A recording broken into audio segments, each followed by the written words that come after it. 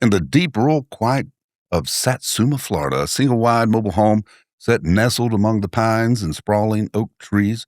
It was a place like any other, home to a young family just trying to get by. But in the pre-dawn hours of February the 10th, 2009, that ordinary home became the heart of a mystery that would absolutely horrify the nation.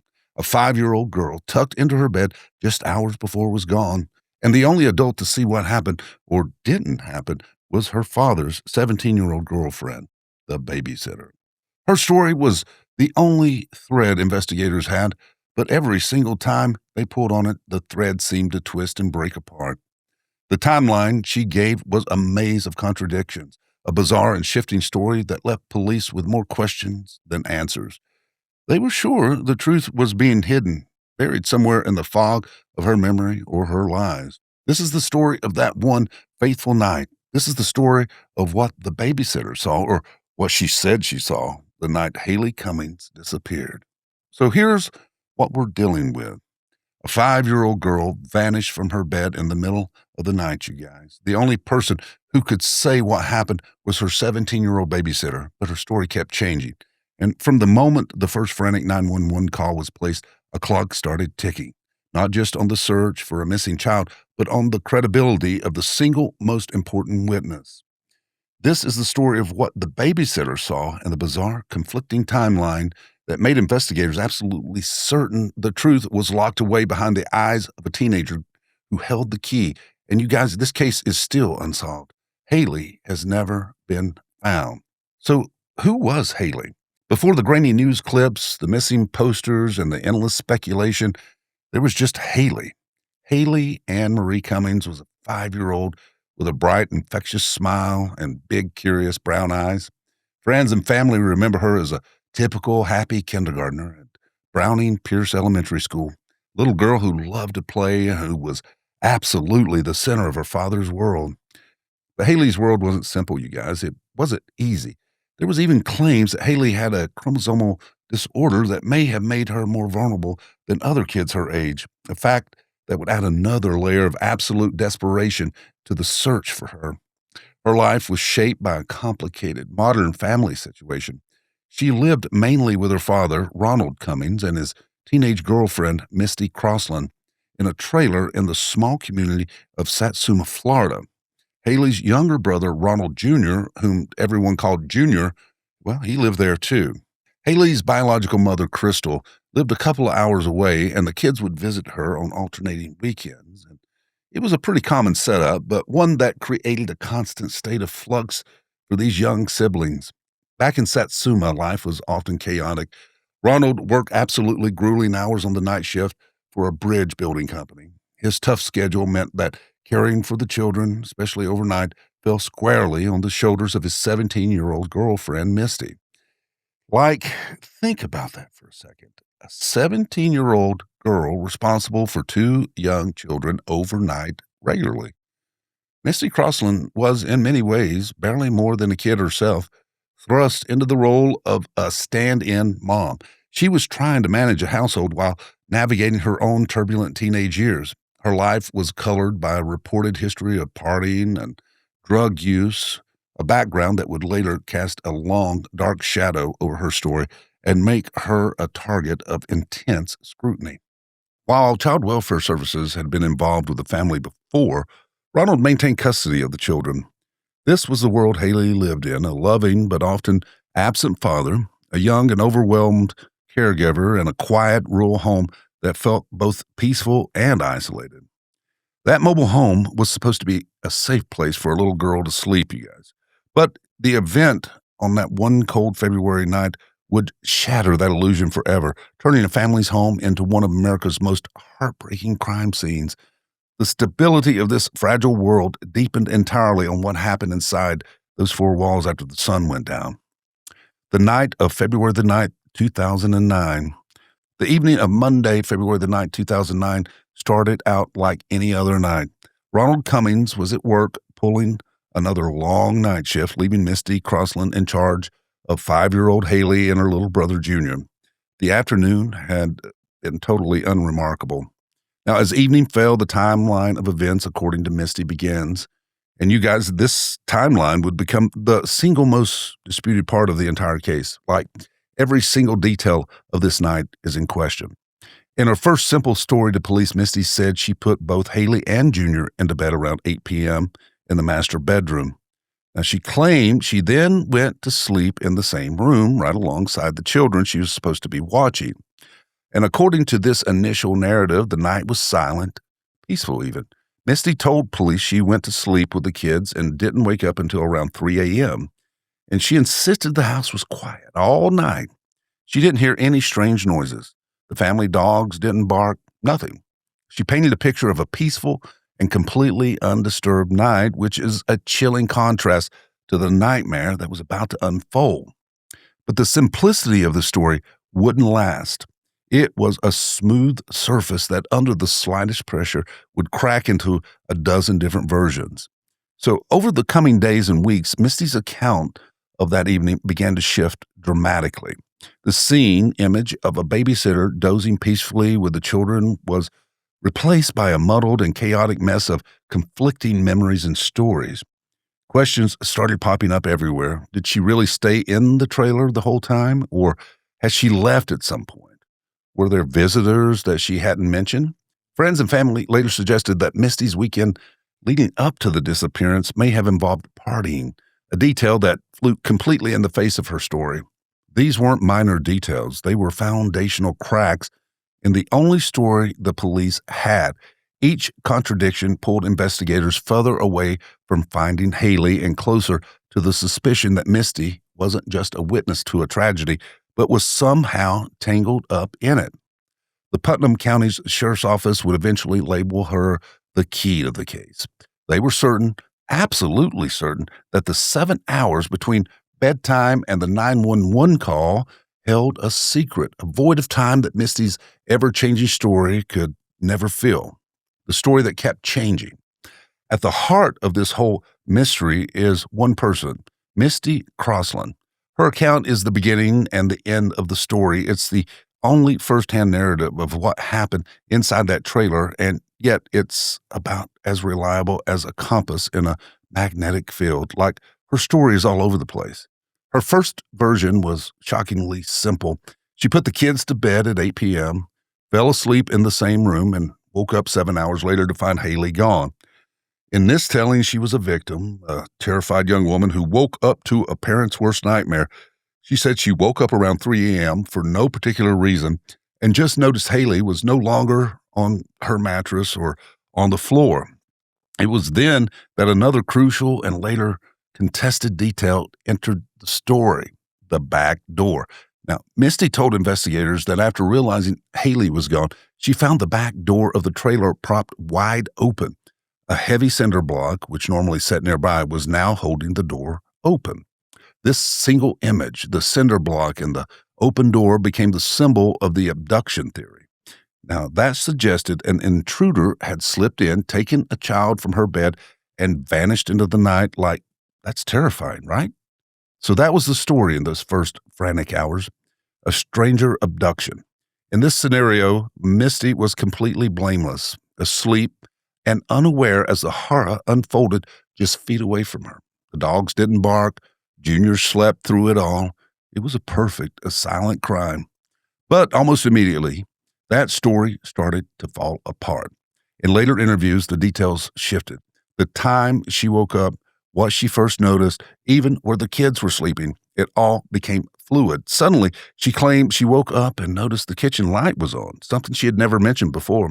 This new detail suggested that she was perhaps awake and moving around the trailer much earlier than she had first admitted.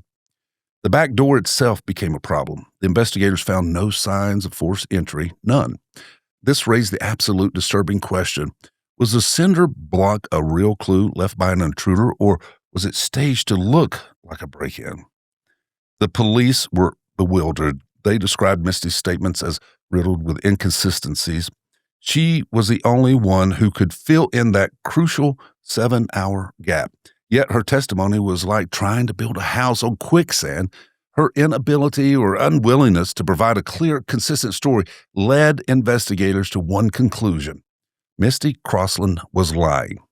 They didn't know why, and They didn't know what she was hiding, but they were absolutely certain the story of a silent intruder wasn't the whole story. She was the key, they insisted, but she refused to turn. So, what about the 911 call and the initial response? The 911 call came in around 3:27 a.m. on Tuesday, February the 10th, 2009. The voice on the other end of the line was pure panic and rage. Ronald Cummings had just gotten home from his night shift to the news that his daughter was gone. On the recording, his voice is a storm of desperation and fury. He can be heard screaming at a distraught Misty. He was saying, "How could you let someone steal my daughter?" Like, the raw emotion in that call is absolutely devastating.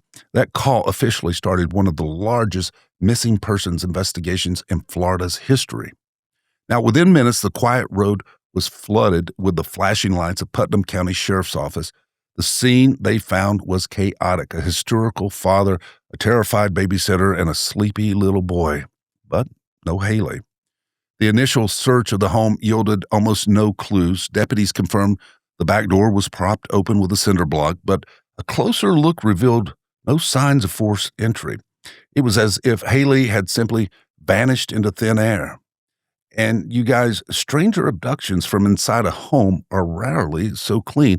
They leave traces, fibers, footprints, signs of a fight or a struggle. Here, there was nothing. Now, from the start, law enforcement took a two-pronged approach. Publicly, they treated it as a stranger abduction, and an Amber Alert for Haley was activated that morning. Privately, investigators had serious doubts. They stated they weren't ruling anything out, including the grim possibility that the person responsible was someone Haley actually knew. The timing of the disappearance was tragically unlucky. It happened the same day as the memorial service for Kaylee Anthony, another Florida case that had gripped the nation, and the media frenzy in Orlando overshadowed the first crucial hours of the search for Haley. Like, she deserved that attention, and she didn't get it right away. Still, the local response was massive. As the sun rose, it revealed the largest search operation Putnam County had ever seen. Canine units were brought in, and bloodhounds reportedly led investigators toward the nearby St. Johns River, a dark body of water that would become a focal point of the search. Helicopters buzzed overhead, and dive teams plunged into the murky depths of the river and nearby ponds. Search parties on foot and ATVs combed through miles of woods and swamps, looking for a shoe, a piece of clothing, anything that could lead them to this little girl. At the same time, detectives began interviewing neighbors, registered sex offenders, and anyone connected to the Cummings or Crossland families. But their focus kept returning to the trailer and the 17-year-old girl who was the last person to see Haley alive. Misty was interviewed again and again and again, and with each session, her story became a more tangled web. The search for Haley was a race against time, but the investigation was becoming a frustrating search for the truth in a sea of lies. The story unravels completely. As hours turned into days, the stranger abduction theory quickly dissolved into quicksand. The reason this case is still a gaping wound is the ever-changing story of the only witness, Misty Crossland. Her story wasn't just inconsistent, it was a chameleon, changing its colors with every new question.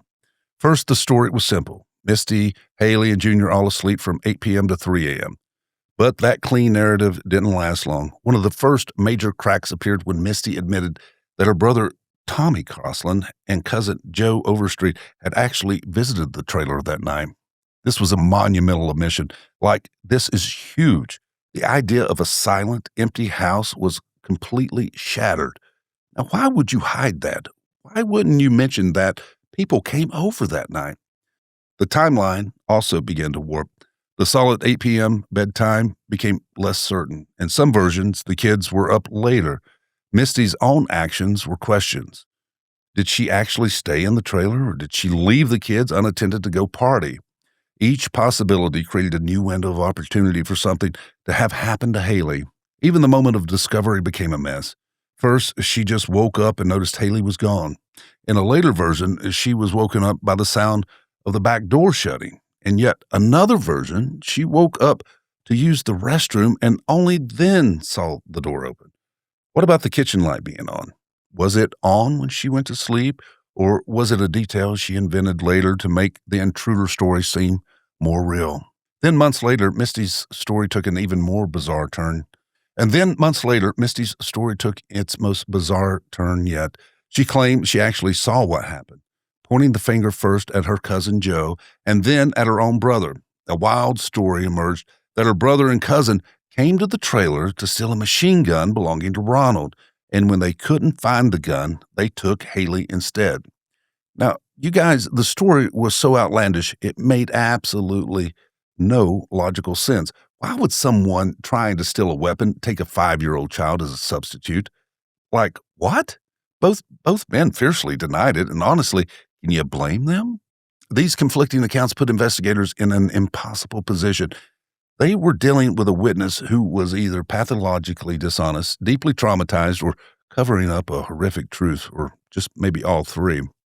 The dogs, which were known to bark at strangers, were reportedly silent all night. Now, this alone was a huge red flag, and it suggested that whoever came to the door, if anyone came to the door, was someone the dogs knew, someone familiar. The puzzle of that night was missing its most important piece, and the only person who could provide it was either unable or unwilling to do so. The theories. What could have happened? As Misty's stories multiplied, the official investigation stalled, and a whirlwind of theories took its place. The lack of evidence and credible witness created a vacuum, and that vacuum got filled with every possible explanation. The first was the stranger abduction theory. This is the story Misty originally told. An unknown person came in through the unlocked back door, took Haley, and left. The cinder block was the key piece of evidence supporting this, but this theory quickly frayed. The lack of forced entry, the silent dogs, and the sheer improbability of it all made police incredibly skeptical. As the sheriff's office later stated, the investigation minimized the likelihood that Haley's disappearance is the work of a stranger. With the stranger theory weakening, suspicion turned inward, leading to the acquaintance abduction theory. This suggests Haley was taken by someone she knew, which would explain the quiet dogs and the clean entry. This theory branched out, fueled by Misty's own accusations against her cousin and brother. Were they at the house that night? Yes, Misty had hidden that fact initially. Could an argument over drugs or money have escalated, with Haley becoming a pawn or accidental victim? Both men were questioned extensively, but no charges were ever filed. The darkest cloud of suspicion, however, hung over Misty Crossland herself. This led to the accident and cover-up theory. And you guys, this is the most tragic possibility, that Haley wasn't abducted at all, but died accidentally inside a home. A panicked Misty, possibly with the help of others, then disposed of the body and invented the entire abduction story. Years later, investigators stated they believe this is what happened, theorizing Haley may have died from an accidental drug overdose and that her body was then put in the St. Johns River. This is an investigative theory, not a proven fact, but it would explain the lack of break-in and Misty's desperate, constantly changing stories. Finally, there was the father, Ronald Cummings. His alibi was solid.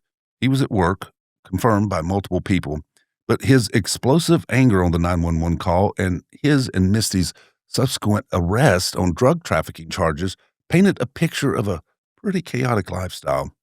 Was Haley's disappearance retaliation related to a drug debt? It's another theory that has been proven. All of these theories just swirled and swirled, but without a body or a confession, they remain just that, theories.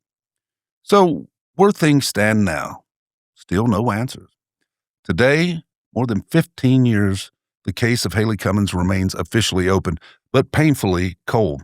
For law enforcement, it's one of the most frustrating cases in Florida's history, a puzzle where the most crucial pieces are still missing.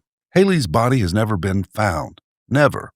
In 2010, the Putnam County Sheriff's Office officially reclassified her case from a missing persons investigation to an unsolved homicide, signaling their belief that she was no longer alive and that she was gone. No one has ever been charged in her disappearance. The key figures, however, have had their lives completely unravel, In 2010, Ronald Cummings, Misty Crossland, and her brother were all arrested on drug trafficking charges. Misty was sentenced to 25 years in prison and isn't scheduled for release until 2031. Ronald was sentenced to 15 years and was released in October of 2022. His freedom was incredibly short lived, though. Just a couple of months later, he was arrested again on new charges, including drug possession and battery on a law enforcement officer, and was sent right back to jail. The Putnam County Sheriff's Office maintains the case is still active. They still get tips periodically, but none have panned out. They remain absolutely firm in their belief that this was not a stranger abduction and the answers lie with the people who were there that night. The chief deputy stated years later, she is certainly the key to the case. She was certainly there when it happened, and she knows. Like they're convinced Misty knows what happened to Haley. The National Center for Missing and Exploited Children periodically release age-progressed photos of what Haley might look like as a young woman. She would have been in her 20s now. And just think about that. A $15,000 reward for information remains unclaimed. The mystery of that night on Hermit's Cove Road endures, a haunting question marked hanging over a small Florida town. So, what do you think? The disappearance of Haley Cummings is a tragedy compounded by absolutely infuriating lies and contradictions. So, what do you guys think happened? Do you believe the stranger abduction story, or do you think the truth is much, much closer to home? Let me know your theories in the comments because I'm genuinely curious what you all think. Keep the discussion alive for cases like Haley's is so crucial. And if you think these deep dives are important, please consider hitting that like button and subscribing to The Dark Room. Your support always allows us to keep telling these stories and keep the search for answers going.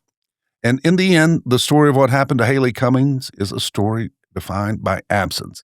An absence of evidence, an absence of credible witnesses, most painfully, the absence of a little girl who should have woken up in her bed that morning. The night of February the 9th, 2009 remains a black hole. Was it a silent intruder, a tragic accident, and a clumsy cover-up, or a secret so dark that it's been kept buried for over a decade and a half? We're left with the image of a cinder block holding open a door, a 17-year-old babysitter whose stories crumbled under pressure, and a father's raw anguish on a 911 call. Law enforcement believes the answers are locked away with Misty Crossland, the one person who could light up those dark hours. But her truth, whatever it is, remains in the shadows. And so Haley Cummings remains missing. Her case is a devastating reminder that sometimes the most terrifying monsters aren't strangers in the dark, but the mysteries we can never solve. Her family, her town, all of us, the questions will forever linger in the humid Florida air. Where is Haley? Be sure to subscribe. This is The Dark Room. I'll see you on the next one.